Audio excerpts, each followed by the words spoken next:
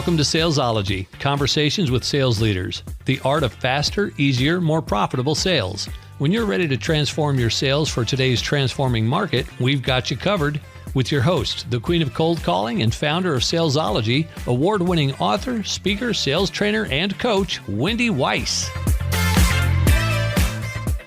Hi, welcome to Salesology, conversations with sales leaders, the art of faster, easier, more profitable sales.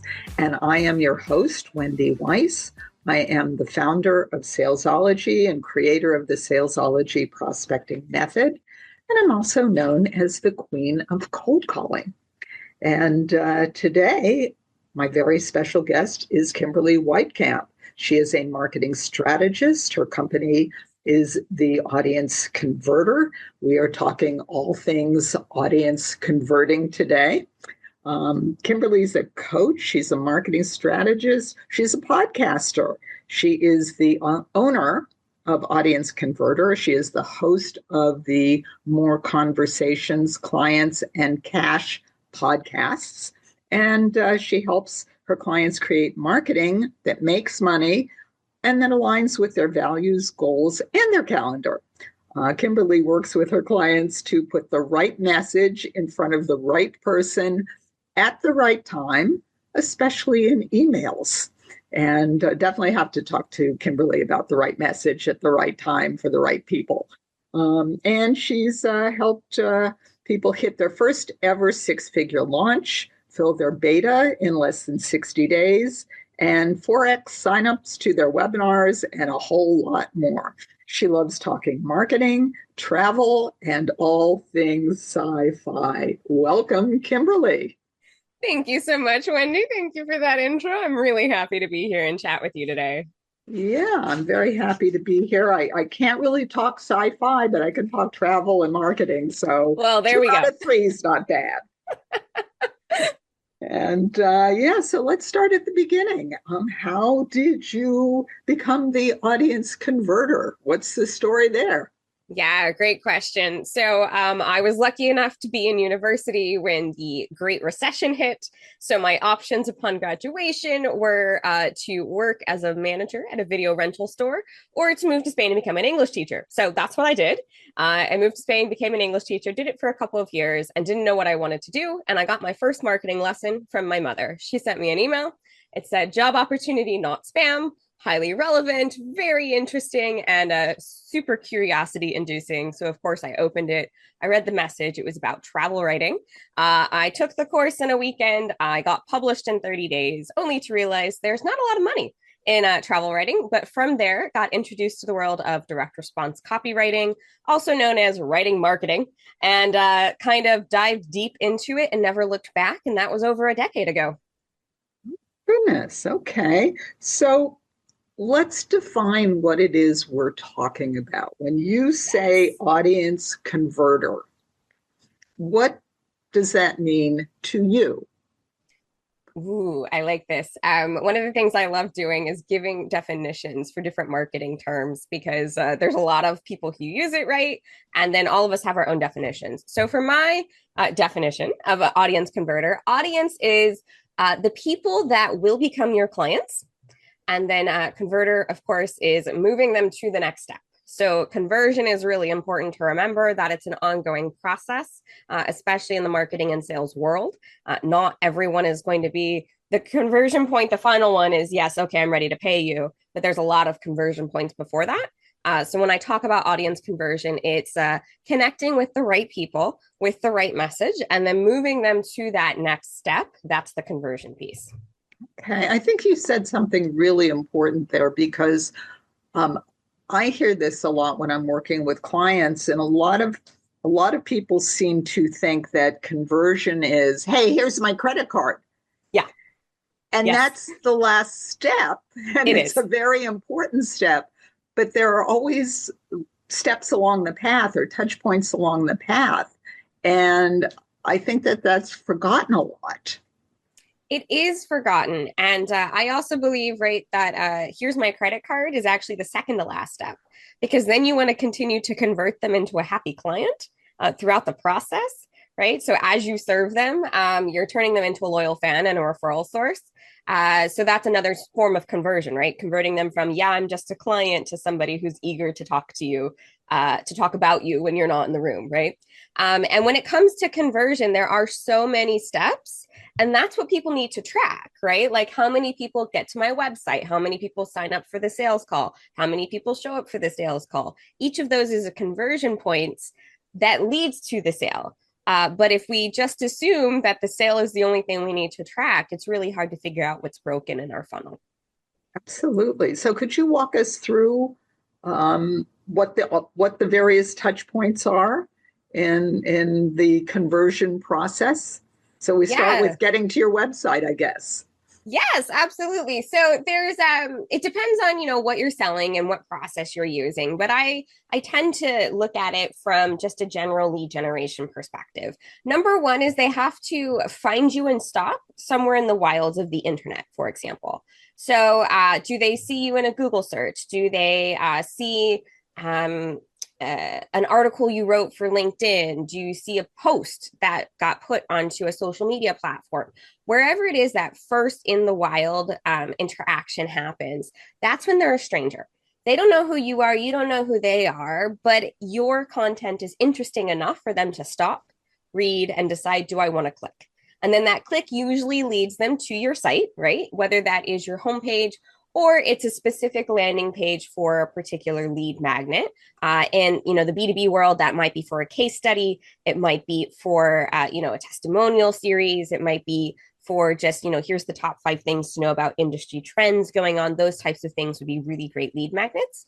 And that would be on a landing page. So do they get to the landing page? Then do they put in their email address? That's another point of conversion. Then do they go to their inbox and go look for the email that you just sent them? Do they click on the link? That's another point of conversion. Then do they actually consume the lead magnet they asked for?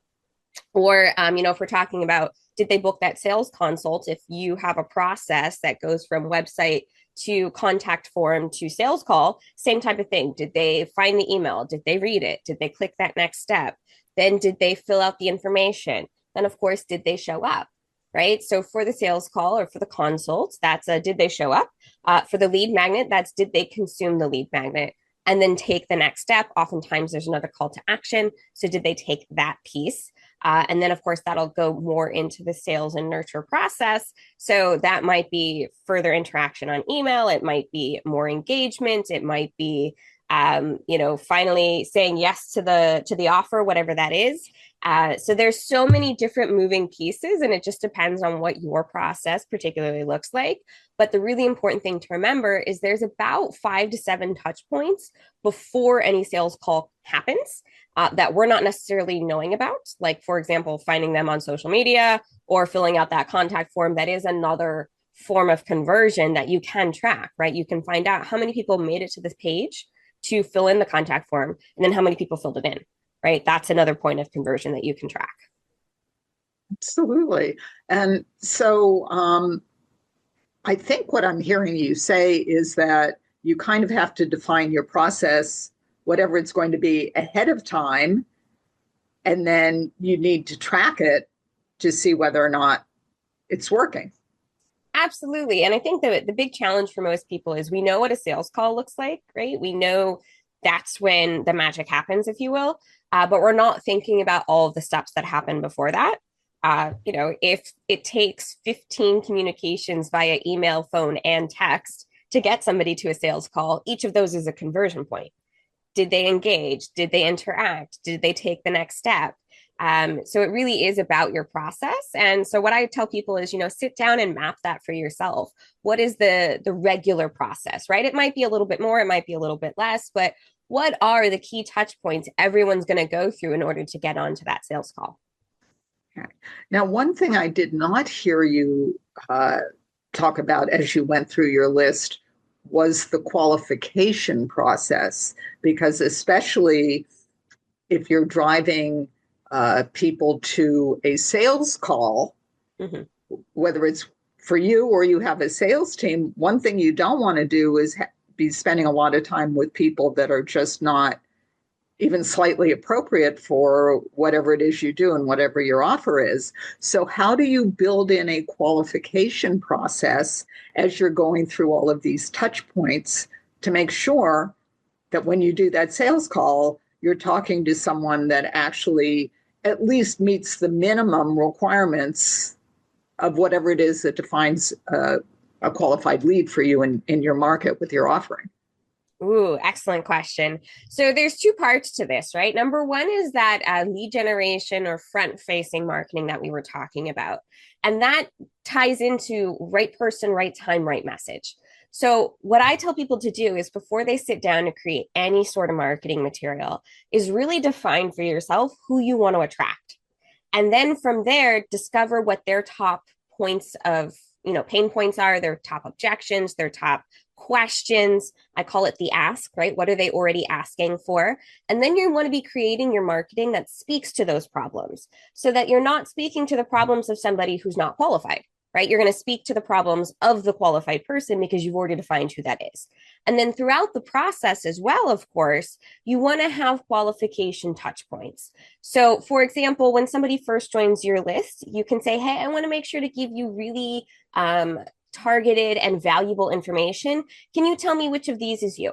And then you can give like 3 little blurbs about like who you work with and have them click and self-select, this is the person I am. So then okay, are they qualified? Are they about to be qualified? Are they overqualified even? Another option, of course, or not an option, but another step in the process, I would say, is when you have people go to book that sales call, have qualification questions, right? So you have a series of questions to have them book the call, and they need to answer it before they pick a time, not after they pick a time. Getting people to go and fill out answers after they've already got the call on their books is going to be really difficult. But if they're motivated, they will be willing to answer those questions. You don't want a lot, right? You want 3 to 5, and they need to be fairly quick to answer. But you do want to have people kind of give you a little bit of background information so that when you show up to the call, where are they at in the process and how qualified are they and what other information do you need? And it can actually cut down on the time you're on the phone as well because you've got a little bit of that background. Okay. Well, I love all of this, and I think it's so valuable because I don't think it's discussed enough, and you can waste an awful lot of time talking to people that you can't really help if they're not the right fit. So let's talk a little bit about this idea of the right person with the right message, because you were saying that you have to understand essentially what their challenges are. Yes. So how do you figure that out? Yeah, it's really it's a lot of research, but it's not nearly as difficult as it used to be, right? But I will say this, especially in the B2B world, know what the pipeline looks like. So for some of us who are selling B2B, for example, the person we initially connect with and have a conversation with is not the decision maker for the ultimate sale. Like maybe they're the head of something, but then they still have to get buy-in from the CEO. So the messaging is going to be specifically for example, a CFO, and then you have the owner material as well. That talks to creating marketing for the particular person you're speaking with. If you have a little bit more of a streamlined process where the person who's going to connect with you or look for you is also the person who's going to say yes to hiring you, you have an easier pathway, right? But that's one really important thing in the B2B process is who is it that I'm going to connect with initially? And then who is it that makes the ultimate decision? Because sometimes it's the same person and sometimes it's not. So you want to have marketing for both sets of people when you get to that stage. And then in terms of how do I know what my people are talking about, people love complaining on the internet. It's beautiful. So, go to where your people are hanging out. And don't limit yourself just to like, oh, well, my people are on LinkedIn. Go find a group on LinkedIn. Go see if anyone's posting questions in Quora or Reddit. Go to, if you work in a particular industry, are there events that industry, a lot of people attend?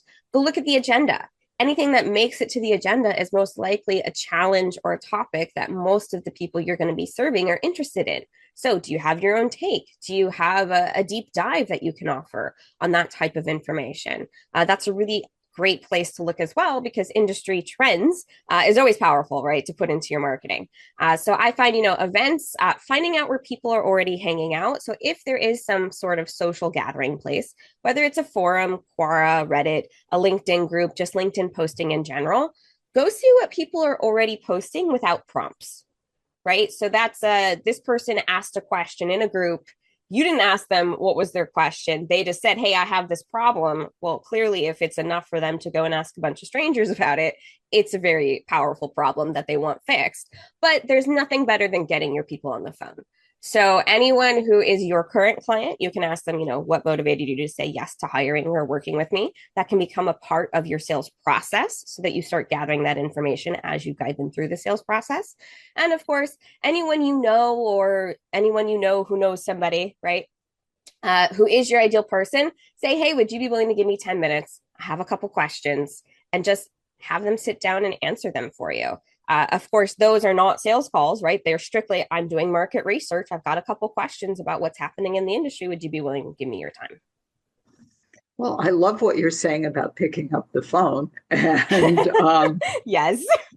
yeah, and it's something that fewer and fewer people seem willing to do, but it's a great way to really understand what's going on with your target market. So we're going to pause now for a word from our sponsor, but when we come back, I want to dive just a little bit deeper into this idea of market research and really understanding the problem, because I don't know if you've experienced this, Kimberly. I have clients that will tell me, I'll say to them, well, what's the problem that your prospects have that you can fix? And they'll say things like, well, they need insurance and we sell insurance, and therefore the problem we fix is they need insurance. And that's not exactly what we're talking about here today. Yes, yes. So we're going to pause for a word from our sponsor, the Salesology Vault. Just about every guest that I've interviewed on the Salesology Conversations with Sales Leaders podcast has had a free gift for our listeners. And that does include my special guest today, Kimberly Weitkamp, the audience converter. And so what we've done is we've taken all of those gifts and we put them all in one place just for you. We call it the Salesology Vault, and it's packed full of free gifts from sales leaders, sales experts, marketing gurus, revenue generation experts. And we add another gift every single week. We release a podcast every Monday. And when we release that podcast, we add a gift. So you can log in as often as you'd like. You can download as many gifts as you'd like. It's all free. So the link to the Salesology Vault is in the show notes. So as soon as you finish listening to this podcast, go to the show notes, click on the link. You'll be glad you did. And we are back with my special guest, Kimberly Weitkamp. Her company is the Audience Converter, and we are talking all things conversion. So let's dive a little bit deeper into this idea of really understanding the client's needs or those prospects' needs. And when you interview existing clients, you mentioned asking what made you say yes to me. What other types of questions do you ask them? So what I like to do is to gather information as I go. So one of the things I have set up is as soon as somebody opts into a lead magnet, right? And in the B2B world, we gave some examples. It might be an industry trends, it might be a guide, it might be a case study of how you've helped somebody and they're seeing if it's relevant for them. I have a 1-question survey on the thank you page. And that's to make sure I can give them valid and reliable and actionable information related to their problems. And it's, what is your biggest challenge around X? And X being the theme related to the lead magnet they just downloaded, right? So that's one way I gather market research, and it's continuous. So as people sign up to be subscribers on my email list, I'm always checking in. Okay, are the trends the same? Is the challenge still the same? Has it changed? Does the way people talk about it change? Some people will answer one word. Some people will give you a paragraph. Some people won't answer, right? But you get it at what we call the height, the moment of heightened emotion. So because they've just done something and they're feeling good about it, they're more willing to give you an answer, right? Same type of thing when somebody buys from you. If you can incorporate it into the buying process, the question is, what made you say yes today? Or what is going on in your life that made this the right fit for you right now? Again, they've just done something. They're super excited about it. They're really willing to give you a nice detailed answer.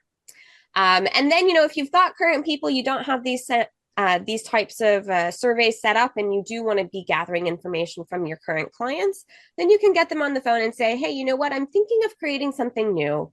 I would just love to know what was going on in your world when you decided to start working with me. Now, the challenge with this is if it's 2, 6, 8 months past the start date, they may not remember.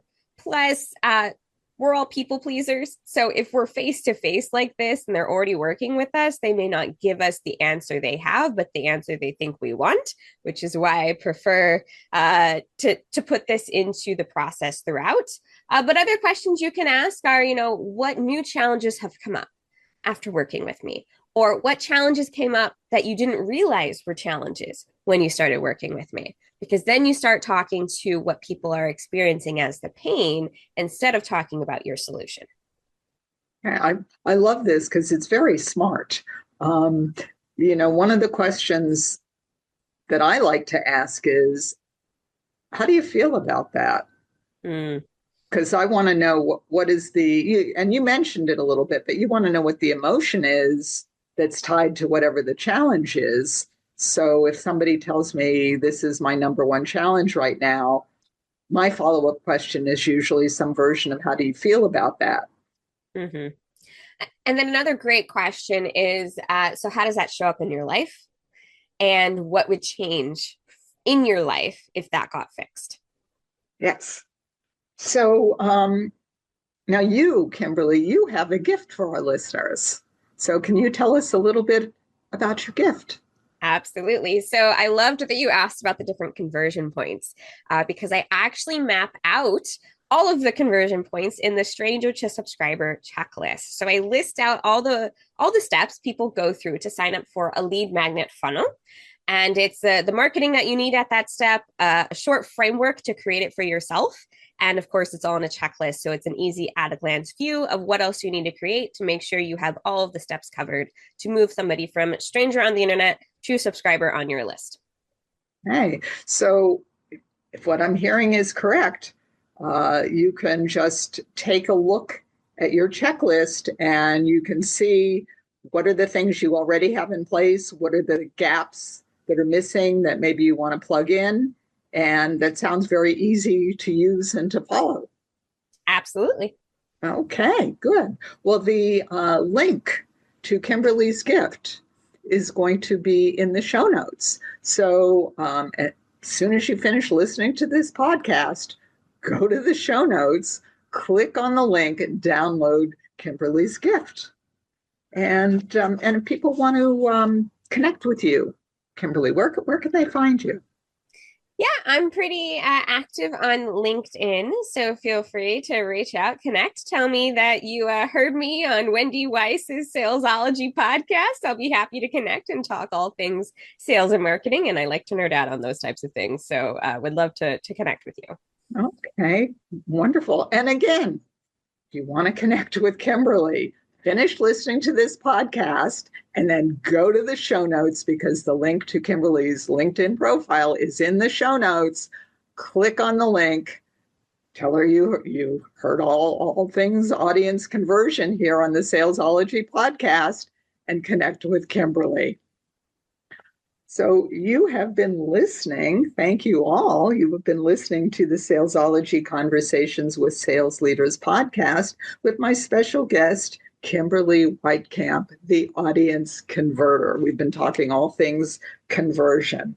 And if you found value in listening to today's podcast, then please think about one business owner, one entrepreneur, one sales leader, somebody that you know that you think might also find value in listening to this podcast. And please do share the link with them. And until we meet again, visualize yourself surrounded by cash, really large bills. You've been listening to Salesology, Conversations with Sales Leaders, the art of faster, easier, more profitable sales. Be sure to follow so that you don't miss a single episode. And while you're at it, please leave a rating and review and be sure to share it with your friends. Tune in every week for more exciting insights and wisdom on transforming sales. And until next time, visualize yourself surrounded by cash, very large bills.